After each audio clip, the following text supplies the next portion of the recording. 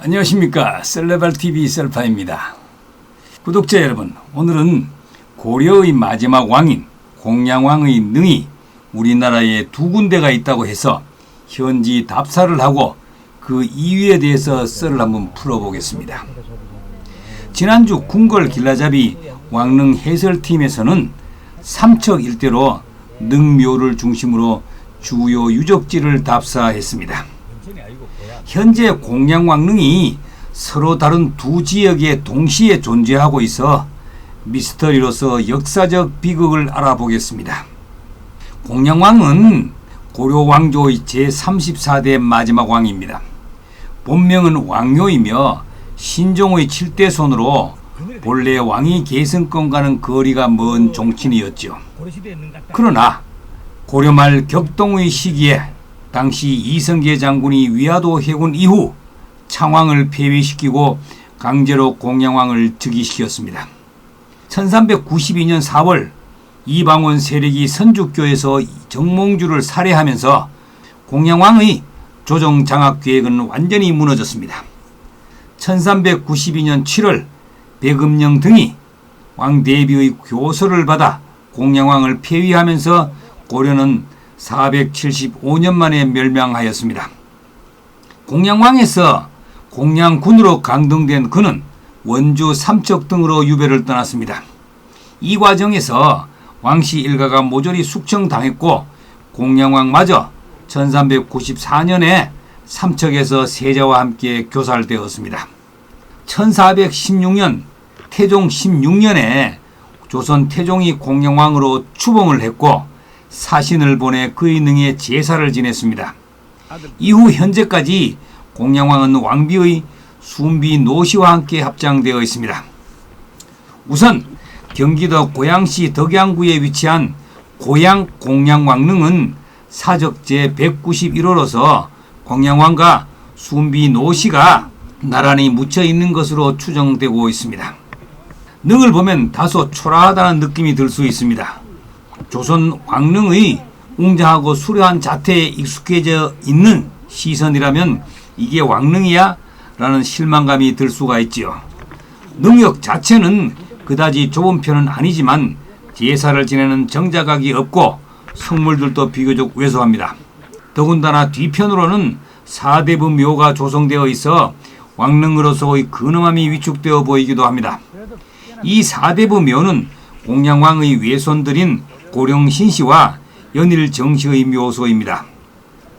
무덤은 쌍릉 형식으로 무덤 앞에는 비석과 상석이 하나씩 놓여 있고 두 무덤 사이에 석등과 돌로 만든 호랑이상이 있습니다.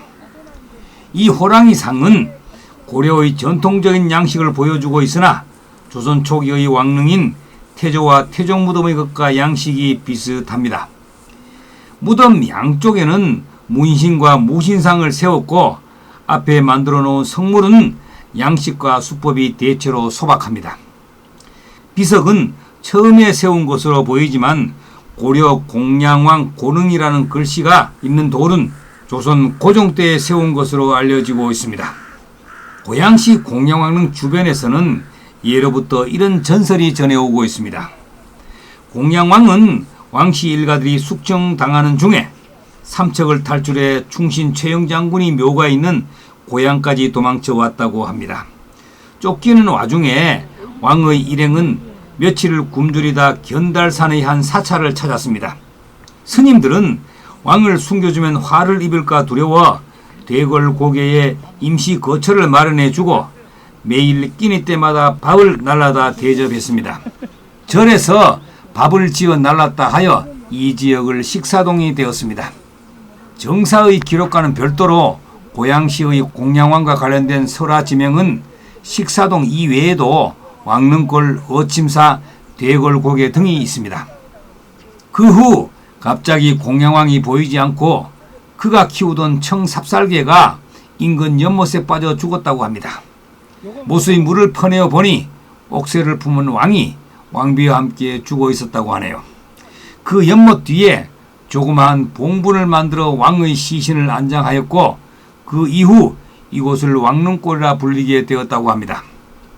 공양왕 고릉 앞 석조물인 호랑이상이 설화에 등장하는 삽살개라는 주장도 있으나 왕릉을 보호 장식하는 호랑이상이라고 합니다. 다음은 광원도 삼척시 근덕면에 있는 삼척 고향왕릉에 대한 이야기입니다. 강원도 기념물 제71호로서 공양왕과 두 아들의 묘로 전해지는 곳입니다.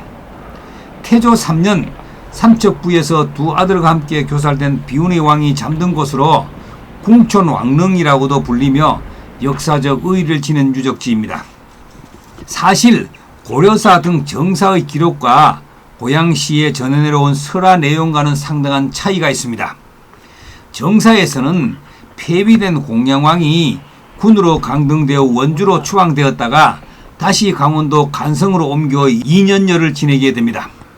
이 기간 중에 발생한 부체제 복원 세력들의 반란 모의는 결국 조선을 건국한 사대부들의 위기의식과 경계심을 촉발하게 됩니다. 이에 1394년 공양왕 부부와 아들인 폐세자 두 아들 석우가 삼척으로 유배되었으며 궁촌리 마을 입구 고갯길에서 함께 처형되어 인근에 묻혔다고 합니다. 처형지이자 최초 매장지로 추정되는 이 능의 봉분이 모두 4기인데요. 가장 남쪽에 있는 것이 공양왕릉, 두 기는 두 왕자, 나머지 하나는 시녀 또는 말의 무덤이라 전해집니다. 능의 규모는 약 지름이 13m이며 능 앞에는 직사각형 모양의 상석도 남아있어 역사적 흔적을 보여줍니다. 하지만 지금 이곳을 찾는 이는 많지 않았습니다.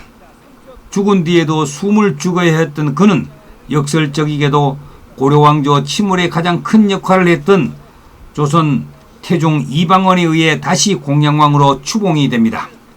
그리고 개경과 가까운 고향 땅으로 이장되어 고릉이 조성된 것으로 추정된다고 합니다.